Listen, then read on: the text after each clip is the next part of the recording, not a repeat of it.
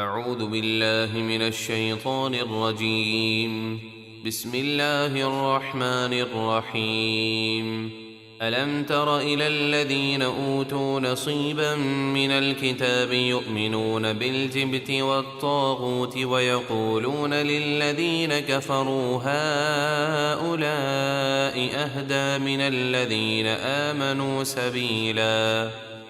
کیا آپ نے ان علماء یہود کو نہ دیکھا جنہیں کتاب کا ایک حصہ ملا، وہ بت اور شیطان پر ایمان لاتے ہیں اور کافروں کے بارے میں کہتے ہیں کہ یہ مسلمانوں سے زیادہ سیدھے راستے پر ہیں۔ اولئک الذین لعنهم اللہ ومن یلعن اللہ فلن تجد له نصیرا۔ یہ وہ لوگ ہیں جن پر اللہ نے لعنت کی، اور جس پر اللہ لعنت کرے تو اس کے لیے تو کوئی بھی مددگار نہ پائے گا۔ ام لهم نصیب من الملک فإذا لا يؤتون الناس نقیرا۔ کیا ملک میں ان یہودیوں کا کچھ حصہ ہے؟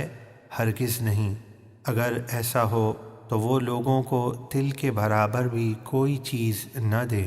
ام يحسدون الناس على ما آتاهم الله من فضله فقد آتينا آل إبراهيم الكتاب والحكمة وآتيناهم ملكا عظيما۔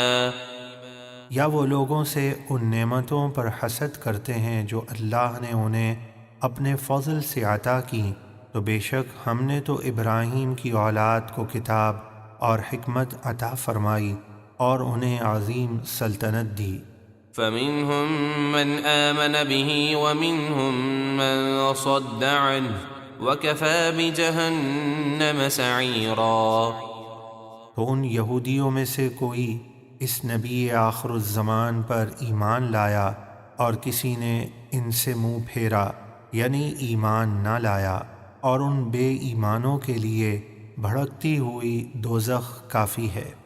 ان الذين كفروا بآياتنا سوف نصليهم نارا كلما نضجت جلودهم بدلناهم جلودا غيرها ليذوقوا العذاب ان الله كان عزيزا حكيما۔ بے شک جن لوگوں نے ہماری آیتوں کا انکار کیا، عنقریب ہم ان کو جہنم کی آگ میں ڈالیں گے۔ جب بھی ان کی کھالیں جل کر پک جائیں گی تو ہم انہیں دوسری کھالیں بدل دیں گے تاکہ وہ عذاب کا مزہ چکھیں۔ بے شک اللہ بہت غالب، بڑی حکمت والا ہے۔ والذین آمنوا وعملوا الصالحات سندخلهم جنات تجری من تحتها الانہار خالدین فیہا ابدا لهم فيها أزواج مطهرة وندخلهم ظلا ظليلا۔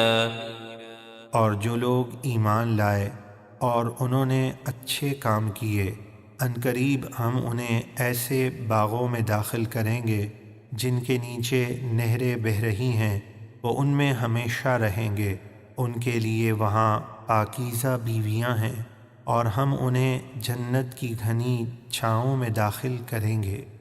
ان اللہ یأمرکم ان تؤدوا الامانات الى اہلها واذا حکمتم بین الناس ان تحکموا بالعدل ان اللہ نعم ما یعظکم به ان اللہ کان سمیعا بصیرا۔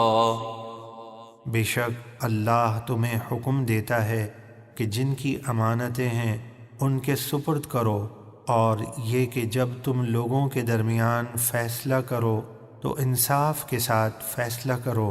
بے شک اللہ تمہیں کیا ہی خوب نصیحت فرماتا ہے۔ بے شک اللہ سب کچھ سننے والا، خوب دیکھنے والا ہے۔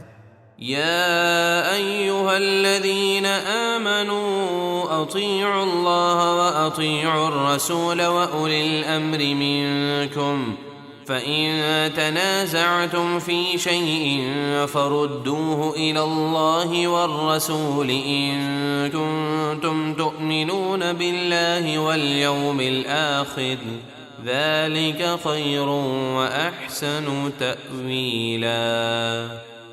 اے ایمان والو، اللہ کی اطاعت کرو اور رسول کی اطاعت کرو اور ان کی اطاعت کرو جو تم میں امر والے یعنی شریعت کے مطابق حکم دینے والے ہیں۔